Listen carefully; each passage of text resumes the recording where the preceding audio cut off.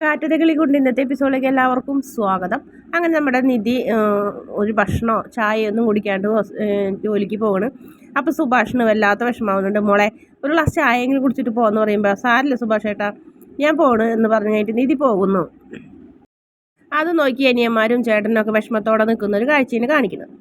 അതിനുശേഷം പിന്നെ കാണിക്കുന്നത് നമ്മുടെ കഥാനായകൻ കണ്ണ് തുറക്കണ്. എല്ലാ യുദ്ധവും കഴിഞ്ഞ് ഒന്നും അറിയാത്ത മട്ടിലിങ്ങനെ കണ്ണ് തുറന്ന് ഭയങ്കര തലവേദന, അത്രയധികം കള്ളു കുടിച്ചിട്ടുണ്ടായിരുന്നല്ലോ. ഇങ്ങനെ പെട്ടെന്ന് തന്നെ ആളുടെ ബോധം അങ്ങോട്ട് വരണ്. കഴിഞ്ഞു പോയ രാത്രി സംഭവിച്ചതും വാതിൽ തുറന്നതും കട്ടിൽമക്കിടുന്നതും അടി ഉണ്ടാക്കിയതും അങ്ങനെ എല്ലാം ഓർക്കണം. എൻ്റെ ദൈവമേ എന്ന് പറഞ്ഞ് തലയിൽ കൈ വെച്ച് ചാടി എഴുന്നേൽക്കും. ആകെ പേടിച്ച് സുധീഷ് എന്ത് ചെയ്യണമെന്ന് അറിയാണ്ട് ഇങ്ങനെ ടെൻഷൻ അടിച്ച് ഇരിക്കണം അവിടെ തന്നെ. ആ വർക്കിംഗ് ഡ്രസ്സ് എടുക്കാൻ വേണ്ടി സുഭാഷ് മുറിയിലേക്ക് വന്ന് സുഭാഷ് മൈൻഡ് ചെയ്യാണ്ട് വർക്കിംഗ് ഡ്രസ്സ് എടുത്ത് പോകണുണ്ടപ്പം സുധീഷ് ചാടി കയറി പിടിക്കുന്നു സുഭാഷേൻ്റെ കൈമ. സുഭാഷേട്ടാ നിൽക്ക്, സോറി സുഭാഷേട്ടാ, എനിക്ക് ഒന്നും ഓർമ്മയില്ല, ഞാൻ എന്താ ചെയ്തതെന്നൊന്നും ഓർമ്മയില്ല, തുടർന്ന് തന്നെ നീ എന്നെ ചേട്ടാന്ന് വിളിക്കരുത്, എനിക്ക് നിന്നോട് സംസാരിക്കാൻ അറപ്പാണ്, നീ ഒരു പെൺകുട്ടിയോട് ചെയ്തണം എന്നല്ലേ. അത് സുഭാഷേട്ടാ ഞാനത് എനിക്ക് ഓർമ്മയില്ലാണ്ട് ചെയ്താണ്, ഞാൻ അങ്ങനെ മനഃപൂർവ്വം ചെയ്തതല്ല, ആ വിഷമം കൊണ്ടും എല്ലാവരും പരിഹാസവും കളിയാക്കലും എല്ലാം കൂടെ പറയാണ്ട് പറ്റിപ്പോയാണ് സുഭാഷേട്ടാ, സോറി, നീ കൂടുതലൊന്നും പറയണ്ട, നീ പഠിച്ചവനല്ലേടാ. എടാ നീയും റേപ്പിസ്റ്റും തമ്മിൽ എന്ത് വ്യത്യാസം ഉണ്ടടാ? ഒരു പെൺകുട്ടിയുടെ മുറിയിൽ അവൾ അനുവാദം ഇല്ലാണ്ട് കയറി കിടന്നും കഴിഞ്ഞിട്ട് കട്ടിലിൽ കയറി കിടന്നേക്കണത്. നാണം കെട്ടവൻ, മറ്റുള്ളവരെയും കൂടെ നാണക്കേടാക്കാൻ വേണ്ടി ആ പെൺകുട്ടിയുടെ മുഖത്ത് ഞങ്ങൾക്ക് നോക്കാൻ പറ്റാത്ത അവസ്ഥ നീ ആക്കിയില്ലേടാ എന്നൊക്കെ ചോദിക്കുന്നുണ്ട്. അപ്പോൾ സുഭാഷിൻ്റെ കാല് പിടിച്ച് മാപ്പ് പറയുന്നുണ്ട് സുധീഷ്, നീ എന്നോട് മാപ്പൊന്നും പറയണ്ട, എനിക്ക് നിന്നോട് സംസാരിക്കാൻ താല്പര്യമില്ല എന്ന് പറയും.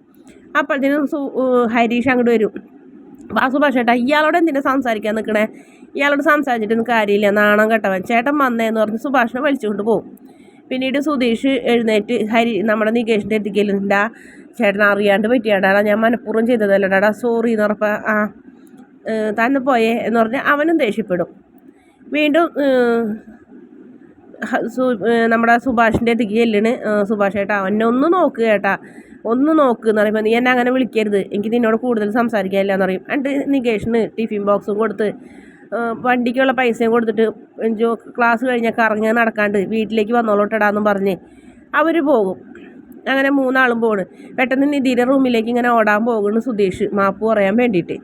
അപ്പോൾ ഭാസ്കരമ്മ എന്ന് പറയും, ആ പെൺകുട്ടിയില്ല, അത് ജോലിക്ക് പോയി, നേരത്തെ പോയി എന്ന് പറയും. അപ്പോൾ ഓടി വന്ന് സുധീഷ് അയാളെ എത്തിയിട്ട് പറയും, നിങ്ങൾ ഒറ്റ ഒരുത്തൻ കാരണമാണ് എൻ്റെ ജീവിതം തകർത്തത്, നിങ്ങൾ പറഞ്ഞതനുസരിച്ചല്ല ഞാനിപ്പോൾ അങ്ങനെ ചെയ്തു. എടാ പൊട്ടാ, നീ ഇത്ര ബുദ്ധിയില്ലാത്തവനാണോ? ഒരാൾ പറയുമ്പോൾ അങ്ങോട്ട് കയറിച്ചല്ല, നിന്നോട് അവളായിട്ട് ജീവിക്കണം എന്നല്ലേ പറഞ്ഞോളൂ, കള്ളു കുടിച്ചവളെ കട്ടിൽ ചെന്ന് കയറി കിടക്കാൻ ഞാൻ പറഞ്ഞടാ, നീ എന്താ LKG കുട്ടിയാണ്, ഒരാൾ പറയുന്നത് അതേപോലെ അനുസരിക്കാമെന്ന് പറയും. മതി, ഇത്ര നാൾ നിങ്ങൾ ഉപദേശിച്ചത് മതി, നിങ്ങൾ ഒറ്റ ഒരുത്തൻ കാരണം നിങ്ങളെ പരിഹാസം കൊണ്ടാണ് ഇങ്ങനെയൊക്കെ സംഭവിച്ചു എന്നൊക്കെ പറയുന്നുണ്ട്. അതിനുശേഷം പിന്നെ കാണിക്കുന്നത് നിധിനെയാണ്. നിധി വിഷമിച്ചിങ്ങനെ ഇരിക്കുന്നു, കുറേ നേരമായി ആലോചിക്കുന്നത്. അപ്പോൾ ഇടയ്ക്കിടയ്ക്ക് ദിവ്യ അങ്ങനെ നോക്കുന്നുണ്ട്. അപ്പോൾ നിധി ഓക്കെ അല്ലേ എന്ന് ചോദിക്കും. ആ ഓക്കെ എന്ന് പറയും. കുറച്ച് നേരം ഇങ്ങനെ ടെൻഷനായിട്ടിരിക്കുന്നു, വീട്ടിലെന്തെങ്കിലും പ്രോബ്ലം ഉണ്ടോ? ഒന്നുമില്ല എന്ന് പറയും. അപ്പോൾ ഒരു മെസ്സേജ് വരും സുധീഷിൻ്റെ, സോറി എന്ന് പറഞ്ഞിട്ടുണ്ട്. അത് നിധി എടുക്കുന്നുണ്ട്, പക്ഷേ മൈൻഡ് ചെയ്യില്ല. അത് കഴിഞ്ഞ് പിന്നെ സുധീഷ് അങ്ങോട്ട് ഫോൺ വിളിക്കും, എടുക്കില്ല. 2-3 മെസ്സേജ് വീണ്ടും അയക്കുന്നുണ്ട്, എടുക്കുന്നുണ്ട്, പക്ഷേ റിപ്ലൈ ഒന്നുമില്ല. അങ്ങനെ ദിവ്യയോട് പറയും, ദിവ്യ നമുക്കൊരു കപ്പ് ചായ കുടിക്കാൻ പോയാലോ എന്ന് പറയും. ആ വായോ എന്ന് പറയും. അങ്ങനെ ചായ കുടിക്കാൻ പോകുമ്പോൾ ദിവ്യയുടെ ഹോസ്റ്റലിൽ ഇനി റൂം ഒഴിവുണ്ടോ എന്ന് ചോദിക്കും. അതില്ലെങ്കിൽ ഉണ്ടാക്കി തരും, അങ്ങനത്തെ വാർഡനെന്ന് പറയും. ഞാൻ എന്തായാലും ഒന്ന് വിളിച്ച് ചോദിക്കാം, എന്താ നിധി അവിടെ വല്ല പ്രശ്നമുണ്ടോ വീട്ടിലെന്ന് ചോദിക്കും. പ്രശ്നമൊന്നുമില്ല, അവർക്ക് ഞാൻ വരുമ്പോൾ എനിക്ക് ടിഫിനും ലഞ്ചൊക്കെ ഉണ്ടാക്കി തരണ്ടേ, അതൊക്കെ ഒരു ബുദ്ധിമുട്ടല്ല, ഞാൻ എന്തായാലും ജോലി കിട്ടിയ ഹോസ്റ്റലിലേക്ക് മാറാമെന്ന് വിചാരിച്ചിട്ടുണ്ടായിരുന്നു, അങ്ങനെയാണ് വീട്ടിൽ നിന്ന് പോന്നിട്ടുണ്ടായിരുന്നത്, അപ്പം എന്തായാലും ജോലി കിട്ടിയല്ലോ എന്ന് പറയും. എന്നാൽ നമുക്ക് വൈകിട്ടൊന്ന് പോയി നോക്കാമെന്ന് പറയും. അതിനുശേഷം പിന്നെ കാണിക്കുന്നത് ഹരീഷിൻ്റെ വർക്ക്ഷോപ്പിൽ ഒരുത്തൻ പറയാണ്ട് ലീവ് എടുത്തപ്പോൾ നാളെ അവൻ ഇങ്ങോട്ട് വരട്ടെ, അവനെ ഞാൻ ശരിയാക്കുന്നുണ്ടെന്നൊക്കെ പറഞ്ഞിരിക്കുമ്പോൾ ഡിറ്റ് മാത്രമേ ഉള്ളൂ. അപ്പോൾ സുധീഷ് ഇങ്ങനെ ഒരു ഭ്രാന്തനെ പോലെ കയറി വന്ന് നേരെ അവിടെ തറയിലിരിക്കും. നമ്മുടെ ഹരീഷിനത് കാണുമ്പോൾ വിഷമാവുന്നുണ്ട്, പക്ഷെ മൈൻഡ് ചെയ്യില്ല.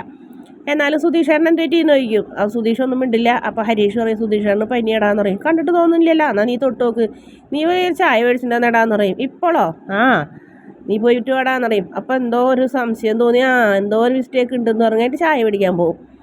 അപ്പോൾ സുധീഷ് ഹരീഷിനോട് പറയടാ, നീ എങ്കിലും എന്നെ വിശ്വസിക്കടാ, ഞാൻ മനഃപൂർവ്വം ചെയ്തതല്ല, നിനക്കറിയാലോ അവസ്ഥകളൊക്കെ, എൻ്റെ മനസ്സ് നിനക്കറിയാലോ, ഞാൻ നിന്നോടെല്ലാം പറയുന്നതല്ലേടാ, നീ ഒന്ന് ആലോചിച്ച് നോക്ക്, അവളുടെ പരിഹാസവും എല്ലാവരും കളിയാക്കലും കല്യാണം കഴിഞ്ഞിട്ട് ഇത്രയും നാളായിട്ട് ഞാൻ അങ്ങനെ രണ്ടാളും ഭാര്യ ഭർത്താക്കന്മാരായിട്ട് ജീവിച്ചിട്ടില്ല എന്നുള്ള അച്ഛൻ്റെ പരിഹാസവും എല്ലാം കൂടെ ആയപ്പോൾ ഞാൻ അങ്ങനെ അറിയാണ്ട് ചെയ്ത് കുടിച്ചിട്ട് അറിയാണ്ട് പറ്റിപ്പോയാണ്ടെന്ന് പറയും അച്ഛൻ്റെ പരിഹാസം. അങ്ങേരുടെ വാക്ക് ഇതിന് മുന്നേ നമ്മൾ ആരും കേട്ടിട്ടില്ലല്ലോ, പിന്നെ ഇത് മാത്രം താൻ ഓടി കയറി കേട്ടത്. അല്ലെങ്കിൽ സുധീഷ് ഏട്ടൻ ചെയ്തത് തെറ്റായി. ഒരു ഏട്ടത്തിൻ്റെ മുന്നിൽ ഞങ്ങൾക്ക് മുഖത്ത് നോക്കാൻ പറ്റണ്ടായി. ഇനി ഏട്ടത്തിക്ക് ആ പഴയ സന്തോഷം വീട്ടിലുണ്ടാവുമോ? ഒരു വിശ്വാസം പോയില്ലേ എന്നൊക്കെ പറയൂടാ. ഞാൻ എന്ത് ചെയ്യാൻ? ഞാൻ അവളെ മെസ്സേജ് അയച്ചിട്ട് അവൾ ഫോൺ എടുക്കണില്ല, വിളിച്ചിട്ട് ഫോൺ എടുക്കണില്ല, മെസ്സേജിന് റിപ്ലൈ ഇല്ല. എനിക്കെനിക്ക് തലയ്ക്ക് ഭ്രാന്ത് എടുത്തിട്ട് പാടില്ല. നീ എന്തെങ്കിലും ഒരു വഴി പറഞ്ഞു തന്നപ്പോൾ ഞാൻ എന്ത് വഴി പറഞ്ഞു തരാനാണ്? എല്ലാ തെറ്റേണ്ടിത്തരങ്ങളും നിങ്ങൾ ചെയ്തേച്ചില്ലേ, ഇനിയിപ്പോൾ പറഞ്ഞിട്ട് ഒരു കാര്യമില്ല എന്ന് പറയും. നിനക്കറിയാലോ, ഞാൻ ആ വണ്ടി മേടിച്ച് അവൾ 5 മിനിറ്റ് പോലും അവൾ എൻ്റെ അടുത്ത് സ്പെൻഡ് ചെയ്യുന്നില്ല. ആ വണ്ടി ഓടിക്കാനെങ്കിലും അവൾ പഠിപ്പിക്കാനെങ്കിലും അവൾ എന്നെ സമ്മതിച്ചിരുന്നെങ്കിൽ എനിക്ക് അത്രയും വിഷമം ഉണ്ടാവില്ലായിരുന്നു. അവിടുത്തെ അവസ്ഥ നീ കണ്ടതല്ലേ. അങ്ങനെ എല്ലാം കൂടെ ആയപ്പോൾ ഞാൻ അങ്ങനെ ചെയ്തു പോയതുണ്ടാ. സോറി എന്നൊക്കെ പറയുന്നുണ്ട്. എന്നോട് സോറി ഉണ്ട് എന്താ കാര്യം? പറയേണ്ട ആളത് കേൾക്കുകയോ അംഗീകരിക്കുകയോ ചെയ്യില്ലല്ലോ എന്ന് പറയുന്നു. അതിനുശേഷം പിന്നെ കാണിക്കുന്നത് നിധിയും ദിവ്യയും കൂടെ ഓട്ടോയിൽ വന്നിറങ്ങുന്നു. വന്നിറങ്ങിയതിന് ശേഷം ഹോസ്റ്റലിലേക്ക് ചെല്ലുന്നുണ്ട്. അപ്പോൾ വാർഡനെ കാണുമ്പോൾ എന്താ ദിവ്യ? വാർഡൻ ചോദിക്കുന്നത് എന്താ ദിവ്യ ഇതാരാണ്? അതിഥികളെ ഇവിടെ സ്വീകരിക്കില്ല എന്ന് അറിഞ്ഞൂടെ? അതിഥിയല്ല മേഡം, റൂമുണ്ടോ എന്ന് ചോദിക്കാൻ വന്നാണെന്ന് പറയും. അപ്പോൾ പേരൊക്കെ ചോദിക്കും. അപ്പോൾ ഒറ്റയ്ക്കുള്ള റൂം വേണമെന്നുണ്ടെങ്കിൽ 10,000 രൂപ ഭക്ഷണം അടക്കാം. അതല്ല ഷെയർ ആയിട്ടുണ്ടെന്നുണ്ടെങ്കിൽ 7,000 രൂപ ഭക്ഷണം അടക്കം എന്ന് പറയും. അപ്പോൾ ഷെയറിങ് മതി എന്ന് പറയും. അങ്ങനെ റൂം കാണിച്ചു കൊടുക്കാൻ കൊണ്ടുപോകും. റൂം കുഴപ്പമൊന്നുമില്ല, ബാത്റൂമൊക്കെ കാണും. പിന്നീട് നിധിയുടെ ആധാർ കാർഡൊക്കെ മേടിക്കും. എന്നിട്ട് പറയും 1 മാസത്തെ 3 മാസത്തെ അഡ്വാൻസ് ചോദിക്കും. പക്ഷേ നിധിയുടെ അത്രയും പൈസ ഇല്ലാത്ത കാരണം 1 മാസത്തെ കൊടുക്കും. ജോലി ഇപ്പോൾ കിട്ടിയിട്ടുള്ളൂ എന്ന് പറഞ്ഞപ്പോൾ അവർ സമ്മതിക്കും. അതിനുശേഷം പറയും ഇവിടെ വരുമ്പോൾ ഒരു ലോക്കൽ ഗാർഡിയൻ വേണം, ആളുടെ ആധാർ കാർഡ് വേണം, ആളുടെ സൈൻ വേണം, ആളായിരിക്കണം ഇവിടെ കൊണ്ടാക്കി തരുന്നതെന്ന് പറയും. അപ്പം നിധി ഇങ്ങനെ ആകെ കൺഫ്യൂഷനാവും. എന്തായാലും സുഭാഷ് ഏട്ടനുണ്ടല്ലോ, ആ ഒരു ധൈര്യത്തിൽ തിരിച്ചു പോയിട്ട് നേരെ സുഭാഷ് ഏട്ടൻ്റെ സൈറ്റിലേക്ക് ചെല്ലുന്നു. സുഭാഷ് പണിയെടുക്കണം നോക്കി ഇങ്ങനെ നിൽക്കുന്നതോടെയാണ് എപ്പിസോഡിൻ്റെ അവസാന ഭാഗം. പ്രമോയിലാണ് കാണിക്കുന്നത് സുഭാഷും നിധിയും കൂടെയാണ് വരുന്നത്. വന്നതിന് ശേഷം നിധി ഹോസ്റ്റലിലേക്ക് മാറുന്ന കാര്യം അറിയിക്കുന്നത്. അപ്പോൾ സുധീഷിനാകെ വെപ്രാളാവും. ഞാനല്ലേ തെറ്റ് ചെയ്തത്, ഞാനല്ലേ ഇവിടെ നിന്ന് മാറേണ്ടത്, ഞാൻ മാറിക്കോളാം, നിധി ഇവിടെ നിന്ന് പോകണ്ട, നിധി ഇവിടെ നിന്ന് പോകരുതെന്ന് അറിയും. അപ്പോൾ സുധീഷിൻ്റെ വീടാണല്ലോ, അപ്പോൾ സുധീഷിനാണ് അവിടെ അവകാശം. അതുകൊണ്ട് തന്നെ നിധി ഒരു അക്ഷരം പോലും സുധീഷിനോട് മിണ്ടണില്ല. നികേഷിനും ഹരീഷിനൊക്കെ എനിക്ക് ഭയങ്കര വിഷമാവാണ്. അതിനുശേഷം പിന്നെ കാണിക്കുന്നത് ബാഗും സാധനങ്ങളൊക്കെ എടുത്ത് സുഭാഷിൻ്റെ കൂടെ നിധി ഇങ്ങനെ ഇറങ്ങിപ്പോണത്. രാത്രി തന്നെയാണ് ഇറങ്ങിപ്പോണത്. ഹോസ്റ്റലിൽ 11 മണി വരെ സമയമുള്ളത് കൊണ്ട് തന്നെ സുഭാഷ് കൊണ്ടാക്കി കൊടുക്കുന്നത്. സുഭാഷ് ആണെങ്കിലും നിധിയോട് പോകണ്ടെന്ന് പറയുന്നില്ല. ഹരീഷിനും നികേഷിനും പറയാനും പറ്റുന്നില്ല. അങ്ങനത്തെ ഒരു അവസ്ഥയാണ് ഇന്നലെ അവിടെ സംഭവിച്ചത്. അങ്ങനെ സുധീഷ് നോക്കി നിൽക്കുന്നു, കരഞ്ഞുകൊണ്ട് നോക്കിക്കുന്നു. അവരെല്ലാവർക്കും വിഷമമുണ്ട്. സുധീഷ് ഭയങ്കരമായിട്ട് കരയുന്നുണ്ട്. അതിനുശേഷം ഭാസ്കരനോട് പറയുന്നുണ്ട്, നിങ്ങളൊരൊറ്റ തന്നെ എൻ്റെ ജീവിതം നശിപ്പിച്ചത്, നിങ്ങൾ കാരണമാണ് ഇങ്ങനെയൊക്കെ സംഭവിച്ചത്. നിങ്ങൾക്ക് സന്തോഷമായില്ലേ, നിങ്ങൾക്ക് സമാധാനമായില്ലേ എൻ്റെ ജീവിതം തകർത്തപ്പോൾ?